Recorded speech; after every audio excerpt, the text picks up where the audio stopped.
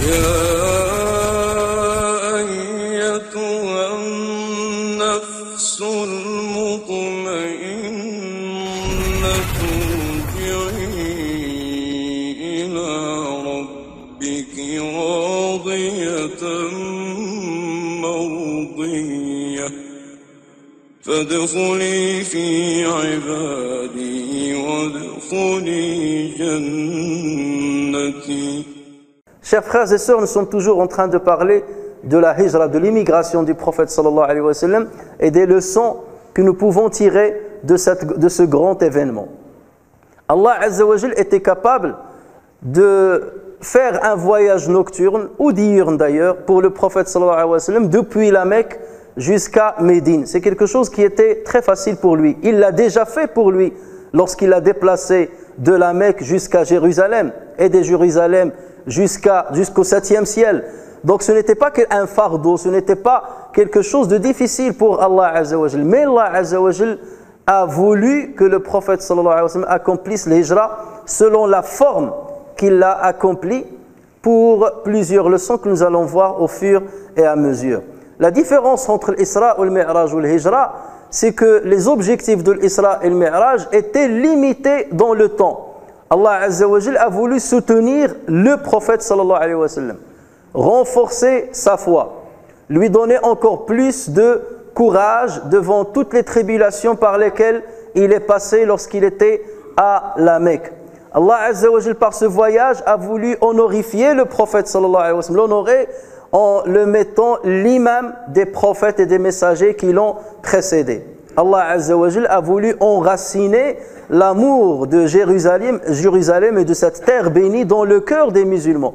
Donc ces objectifs étaient limités dans le temps et ils ont été atteints puisque le prophète sallallahu alayhi wa sallam a été renforcé dans sa foi. Le prophète sallallahu alayhi wa sallam a manifesté encore plus de courage, plus de patience, plus de sacrifice que ce qu'il n'a fait auparavant. Et l'amour de Jérusalem s'est ancré dans le cœur des musulmans jusqu'aujourd'hui et jusqu'à la fin des temps. Donc, puisque les objectifs étaient limités dans le temps, Allah Azza wa Jal a voulu donner ce miracle au prophète sallallahu alayhi wa sallam en le déplaçant avec la manière que vous savez, en utilisant Al-Buraq, qu'il l'a fait déplacer, c'est-à-dire depuis la Mecque jusqu'à Jérusalem. Mais l'Hijra, c'est un événement qui a concerné déjà les musulmans avant le prophète sallallahu alayhi wa sallam et qui a concerné même des prophètes et des messagers avant le prophète sallallahu alayhi wa sallam comme Isa alayhi salam, comme Ibrahim alayhi salam et d'autres prophètes. L'Hijra, c'est un événement qui peut concerner n'importe quel musulman. D'ailleurs, les musulmans ont immigré en Abyssinie avant le prophète. Ils ont commencé l'Hijra vers la Médine avant le prophète sallallahu alayhi wa sallam. Ils ont continué à émigrer après le prophète sallallahu alayhi wa sallam jusqu'à la conquête de la Mecque, donc plusieurs années après le déplacement du prophète sallallahu alayhi wa sallam. Et vu que cet événement-là est difficile, vu que cet événement-là représente un vrai risque pour celui qui va l'accomplir, nécessite énormément de sacrifices, Allah Azza wa Jal a voulu que le prophète sallallahu alayhi wa sallam le fasse exactement comme le font tous les musulmans, afin qu'il reste toujours leur exemple à ce niveau-là. Allah Azza wa Jal a voulu que le prophète sallallahu alayhi wa sallam affronte les difficultés, affronte le risque d'être tué, comme pourrait l'affronter n'importe quel autre musulman. Et voilà pourquoi Allah Azza wa Jal n'a pas voulu donner un grand miracle comme celui de l'Isra au prophète sallallahu alayhi wa sallam lors de cet événement. Et d'ailleurs, nous le lisons dans le Coran, lorsqu'Allah Azza wa Jal parle de ceux qui subissent la transgression et qui résident dans un pays où ils subissent la transgression et qui n'arrivent pas à appliquer leur religion au moment de leur mort. Ils n'ont pas d'excuse à trouver devant Allah Azza wa Jal le jour où ils seront jugés. Et c'est ainsi que Allah Azza wa Jal dit à propos de cette catégorie de personnes, ceux qui ont fait du tort à eux-mêmes, les anges enlèveront leur âme en disant: où en étiez-vous à propos, bien entendu, de votre religion? Pourquoi vous n'avez pas pratiqué votre religion? Nous étions impuissants, nous étions persécutés. Nous étions impuissants sur terre, disent-ils. Dirent-ils, alors les anges diront: la terre d'Allah n'était-elle pas assez vaste pour vous permettre d'immigrer. Donc cette immigration, elle peut concerner n'importe quel musulman qui est dans cet état bien précis. Et voilà pourquoi donc le prophète sallallahu alayhi wa sallam a couru des risques pendant son voyage. Il l'a fait sans qu'il n'y ait... Il y avait des petits miracles qui l'ont accompagné comme on le verra, mais il n'y avait pas un grand miracle qui aurait pu lui épargner tous les risques par lesquels il est passé lors de son déplacement. Chers frères et sœurs, la première leçon que nous pouvons conclure de l'immigration du prophète sallallahu alayhi wa sallam, c'est l'esprit de sacrifice qui a animé notre messager ainsi que tous les compagnons. Regardez voir, ils vivaient tranquillement dans ce pays-là, à la Mecque. Ils avaient leur repère, c'est la terre de leurs ancêtres, c'est la terre de leurs parents. C'est là-bas qu'ils gagnaient leur vie, c'est là-bas qu'ils savaient commercer, qu'ils savaient faire certains métiers bien précis. Et là, ils étaient devant un choix difficile. Ou bien rester dans cette situation paisible, rester dans ce confort-là, ou bien immigrer vers un avenir incertain. Immigrer vers une ville qui ne nous appartient pas, avec tous les risques du voyage et le risque de l'installation et de la préinstallation, parce que les Qurayshites ne vont pas forcément les laisser tranquilles. Et c'est là où il fallait montrer l'esprit de sacrifice. C'est là où leur foi a été testée. C'est là où leur foi a été éprouvée et ils étaient à la hauteur. Regardez le prophète sallallahu alayhi wa sallam, en quittant la Mecque, il a commencé à la regarder de loin et il a dit: je jure par Dieu que tu es une terre qu'Allah Azza wa Jal aime. Tu es la terre la plus chère à Allah Azza wa Jal, le territoire le plus cher pour Allah Azza wa Jal sur cette terre. Et si ce n'était pas les miens qui m'ont obligé à te quitter, je ne t'aurais jamais quitté. Mais voilà, là c'est l'appel de Dieu, là c'est l'appel de la religion, là c'est l'appel de la pratique religieuse. Suhayb al-Rumi, en l'occurrence, qui était un compagnon du prophète sallallahu alayhi wa sallam, mais qui était un immigré à la Mecque. C'était un Romain, un Byzantin, et il est venu s'installer à la Mecque. Une fois, il a voulu la quitter pour aller à Médine, les Qurayshites l'ont arrêté. Ils lui ont dit: tu es venu chez nous besogneux, tu n'avais pas d'argent, tu n'avais aucun bien, tu étais pauvre, tu n'avais aucun mérite et aucune notoriété. Et voilà maintenant que tu es devenu riche et que tu as acquis ce que tu as acquis grâce à nous. Et tu veux partir comme ça tranquillement, sans aucun problème. Par Dieu, ça, tu ne pourras pas le faire. On t'empêchera de le faire. Et là, il leur a dit: voilà, concluons un accord. Je suis prêt à vous donner tous mes biens matériels, de sorte que vous me laissiez partir tranquillement. Ils lui ont dit: ah ben, dans ce cas, on accepte. Voilà. Il a acheté un petit peu sa sécurité. Et il a justement donné tous ses biens. Lorsque le prophète sallallahu alayhi wa sallam fut mis au courant de cette transaction, il leur a dit: Rabiha Suhayb, Suhayb a gagné, Suhayb a gagné. Tout ça, c'est pour vous dire, c'est ça la leçon que nous devons tirer.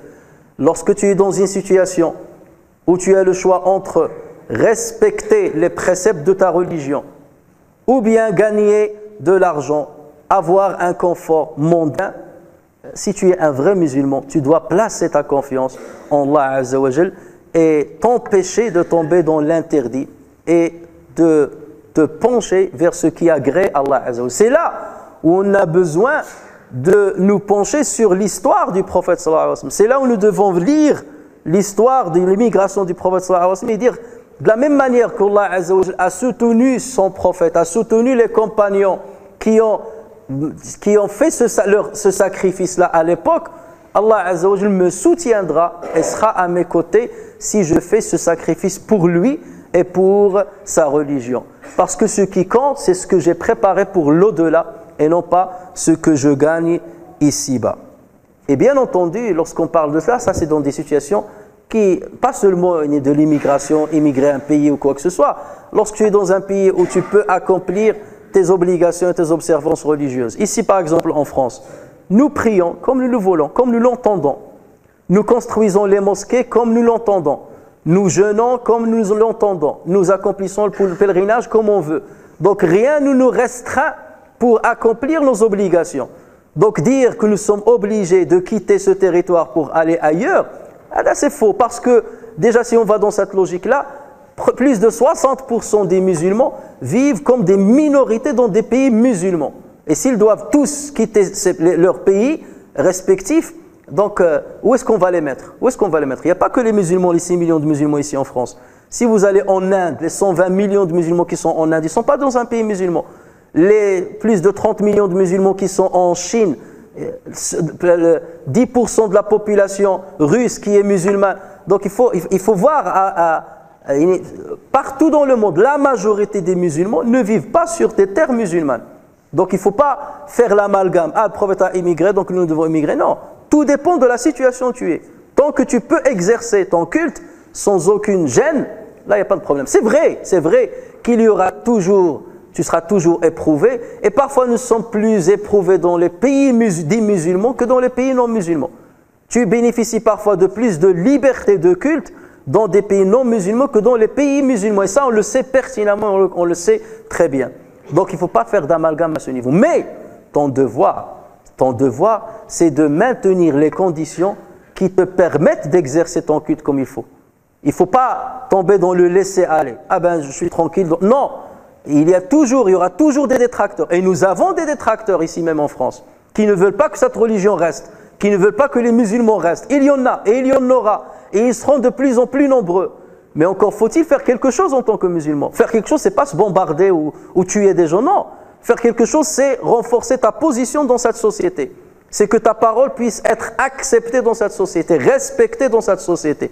Et ceci se fait par le respect que tu manifestes, par la force dans différents domaines que tu dois avoir, dans le domaine économique, dans le domaine intellectuel, dans n'importe quel domaine. Tu dois te faire respecter et on te respectera. Parce que nous sommes dans un système où le plus fort se fait respecter. Le plus fort dans tous les domaines, bien entendu.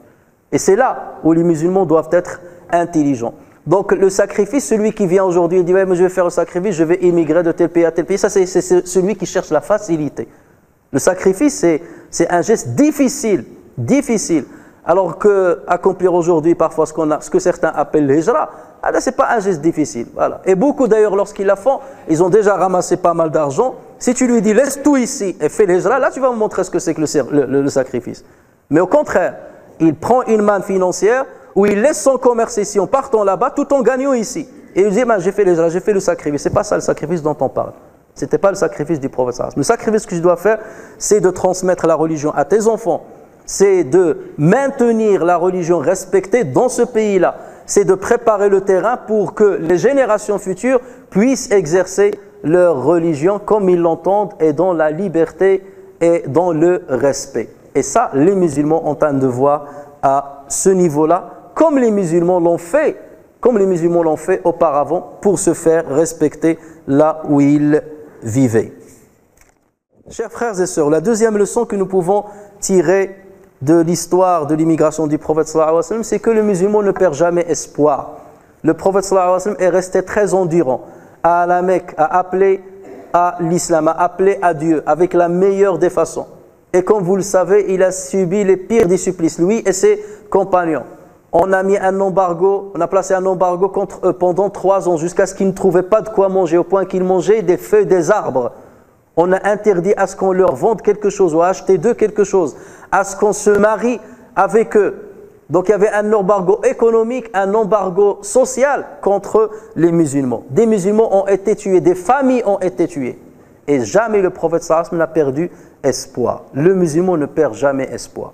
Le prophète sallallahu alayhi wa sallam faisait ce qu'il devait faire. Préparer les moyens de causalité. Le gain ou bien la victoire, peu importe quand est-ce qu'elle viendra. Qu'elle vienne maintenant, d'ici 3 générations, 4 générations, peu importe. Ton devoir, c'est de préparer les outils pour qu'il y ait ce triomphe. C'est de préparer les outils pour que la religion d'Allah Azza wa Jal reste stable et saine sur sa terre. C'est ça ton devoir. Si tu veux le repos, cherche-le dans l'au-delà. S'il vient ici, tant mieux. S'il ne vient pas, tu le trouveras dans l'au-delà. Le prophète sallallahu alayhi wa sallam, lorsqu'il a conquis la Mecque, il ne s'est pas installé à la Mecque. Il n'a pas considéré que voilà, j'ai été quitté de la Mecque, on m'a obligé à partir de la Mecque, maintenant je l'ai conquise, donc maintenant on peut se reposer à la Mecque. Non, tout de suite, il est rentré à la Mecque, quelques jours, il est resté là-bas, et ensuite il est reparti. La mission n'a pas fini. Ce n'est pas ce que je cherchais, ce n'est pas seulement la victoire, ce n'est pas ça ce que je cherche. Ce que je cherche, c'est de partager cette foi avec ceux qui l'acceptent. Mon devoir, c'est de proposer cette foi, c'est de l'expliquer aux autres, c'est de transmettre le message d'Allah Azza wa Jal aux autres. Et ceci ne se limite ni dans un territoire, ni dans un temps donné. C'est comme ça qu'il faut comprendre la situation. Et c'est comme ça que le musulman doit travailler sans jamais perdre espoir en Allah Azza wa Jal. Lorsque la mort surviendra, il faut qu'elle te trouve en train de défendre ta religion, en train de pratiquer ta religion, en train de préparer le terrain pour les générations futures. C'est ça ce qui compte. Au moment de ta mort, tu es dressé, tu es en train de lutter pour le bien de ta religion. C'est ça ce qui compte. Et non pas, le but n'est pas de trouver la quiétude au moment de ta mort, de trouver que tu es victorieux au moment de ta mort. Peu importe quand la victoire vient. Si elle va toucher nos enfants, nos petits-enfants et ainsi de suite, c'est ça ce que nous cherchions. Et c'est ça ce que nous devons chercher. Donc, regardez, chers frères, comment la troisième leçon importante à tirer de cette histoire, c'est comment choisir son compagnon de route. Pas de route de voyage, son compagnon de la route ici, dans la vie d'ici-bas. Le prophète sallallahu alayhi wa sallam a choisi Abu Bakr pour qu'il accomplisse le voyage avec lui. Il a choisi le meilleur.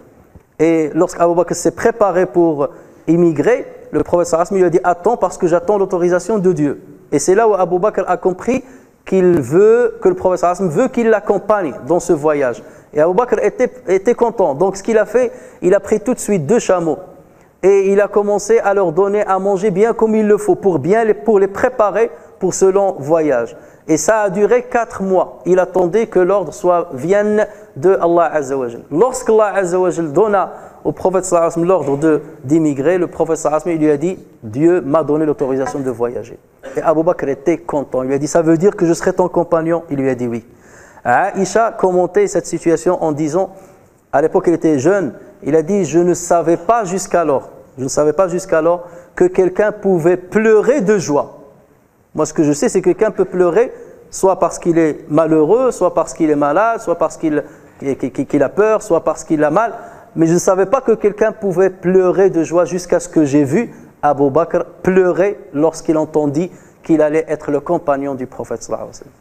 Et lorsque vous voyez le détail de ce voyage, vous verrez que Abu Bakr Siddiq, il devançait toujours le prophète sallallahu alayhi wa sallam dans le chemin. Toujours.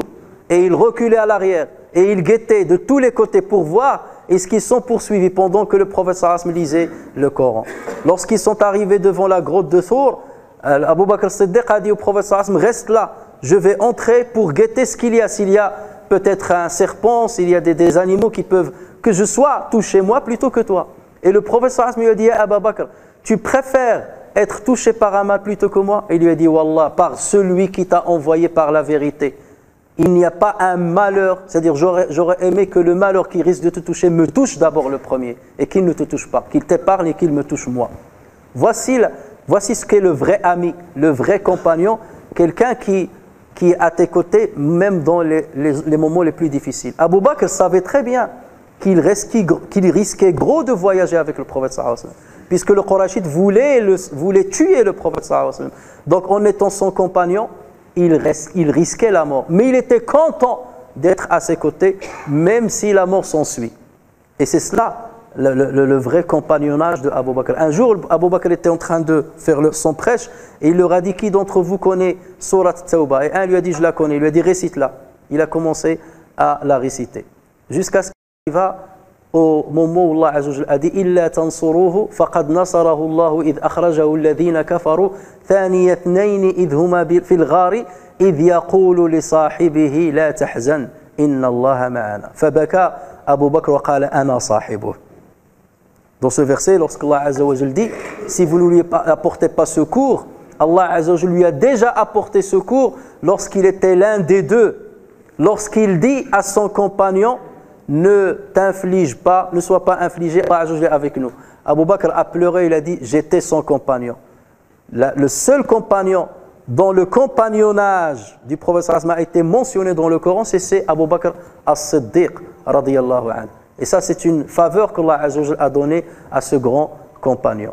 Et on verra les détails de ce voyage-là et on verra comment Abu Bakr as-Siddiq était le meilleur parmi les compagnons du prophète sallallahu alayhi wa sallam. Et c'est ainsi que nous devons trier à la volée nos amis, nos proches, nos fréquentations afin de préserver notre religion et afin de trouver le secours lorsqu'on en a besoin et afin de trouver le conseil lorsqu'on en a besoin, qu'il s'agisse d'un conseil pour les affaires de l'ici-bas ou dans les affaires de l'au-delà.